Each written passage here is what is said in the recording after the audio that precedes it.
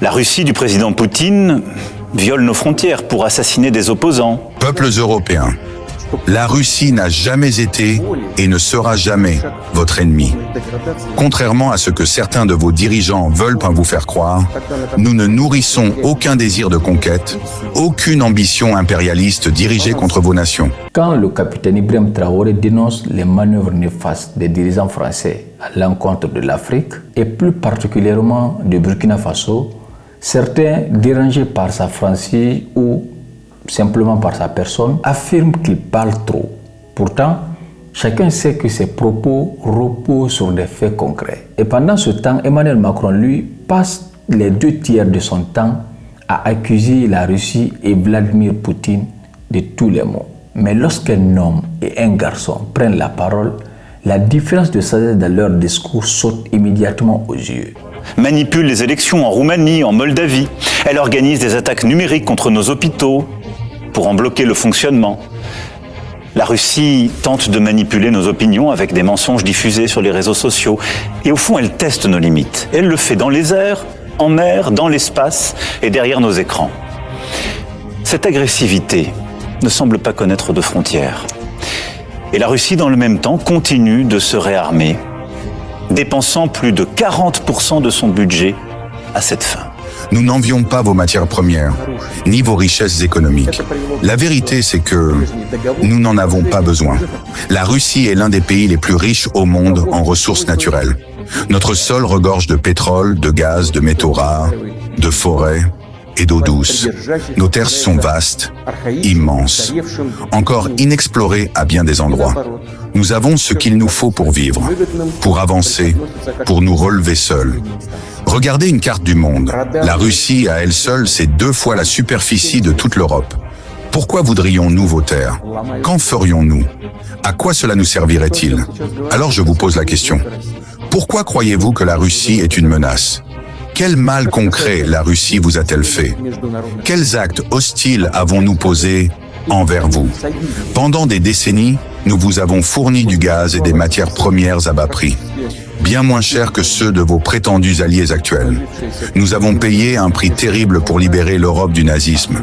20 millions de morts, 20 millions de virus sacrifiés pour la paix sur ce continent.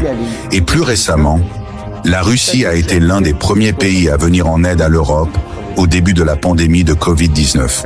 Nous avons envoyé des médecins, du matériel, des avions, sans condition, sans calcul. Et lorsque les incendies ont ravagé vos forêts, lorsque les catastrophes naturelles ont frappé vos pays, nous étions là. Alors encore une fois, que vous avons-nous fait? Pourquoi cette haine? Pourquoi cette hostilité alors que nous avons toujours tendu la main? La Russie n'est pas votre ennemi. Vos véritables ennemis, ce sont ceux qui manipulent la réalité, ceux qui alimentent votre peur, ceux qui vous mentent pour mieux vous diviser. Posez-vous la question, à qui profite vraiment cette tension? Qui gagne à ce que vous nous voyez comme une menace? Pas vous, pas nous, mais les élites. Les mêmes qui vous mentent, qui vous volent et qui vous poussent vers des conflits qui ne sont pas les vôtres. Je ne vous demande pas de me croire sur parole. Je vous demande simplement de regarder les faits, de regarder l'histoire et de vous poser une seule question honnête. La Russie vous a-t-elle jamais trahi? J'espère que vous m'entendrez.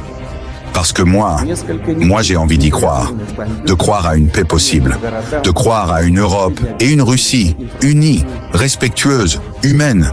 Et si ce message résonne en vous, alors partagez cette vidéo, faites circuler la vérité, parce que tant que les peuples parlent, la guerre recule. Soyons honnêtes, si Macron avait publiquement reconnu que son épouse l'avait agressé, il aurait sûrement trouvé un moyen pour blâmer la Russie. Peut-être aurait-il même dit que Poutine a piraté l'esprit de Brigitte pour en arriver là. Le président français semble avoir trouvé plus fort que lui. D'ailleurs, il le dit à chaque fois qu'il a l'occasion, il craint la Russie, il craint Vladimir Poutine.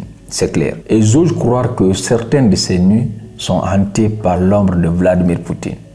Rien qu'en voyant Macron parler de Poutine, on sent qu'il craint Vladimir Poutine. Il suffit juste que Vladimir Poutine décide d'attaquer Macron pour exposer le reste de ses faiblesses. Déjà, beaucoup de ses faiblesses sont dehors, mais le peu qui reste, il suffit juste que Vladimir Poutine lui dise « Alors, Ce n'est plus avec Zelensky et moi, c'est toi, et le monde entier saura que c'est un grand peureux qui est à la tête de la France. Ne trouvez-vous pas comme moi que le karma est en train de faire son œuvre? Macron, qui a longtemps traité les dirigeants africains comme ses subalternes, oubliant même qu'il y a beaucoup parmi ceux-ci qui sont plus âgés que lui. Alors, à ceux qui trouvent que le capitaine Ibrahim Traoré parle trop, moi j'aurais juste envie de leur dire de continuer à souffrir, parce que lorsqu'on est malade, il faut exposer sa maladie. Et lorsqu'on est en face des adversaires redoutables, des adversaires qui monopolisent la communication, il faut parler. À moins que tu n'es pas attaqué. Si tu n'es pas attaqué comme Mamadi Doumbouya en Guinée, alors tu peux continuer à te taire, continuer à travailler en catimini. Mais si tu es attaqué comme Ibrahim Traoré au Burkina, alors il faut parler. C'est seulement en parlant que tu pourras alerter. C'est seulement en parlant que tu pourras soigner le mal qui est là. Mais si tu te tais, alors ce n'est pas avantageux. Alors, à très bientôt pour une nouvelle vidéo. Avant de partir, n'oubliez pas de laisser votre avis dans les commentaires. Si vous n'avez rien à dire, laissez les cœurs, laissez Capitaine Ibrahim Traoré, Poutine, ou écrivez le nom de votre pays où vous suivez cette chaîne depuis où. Écrivez cela et ça me fera plaisir. À très bientôt.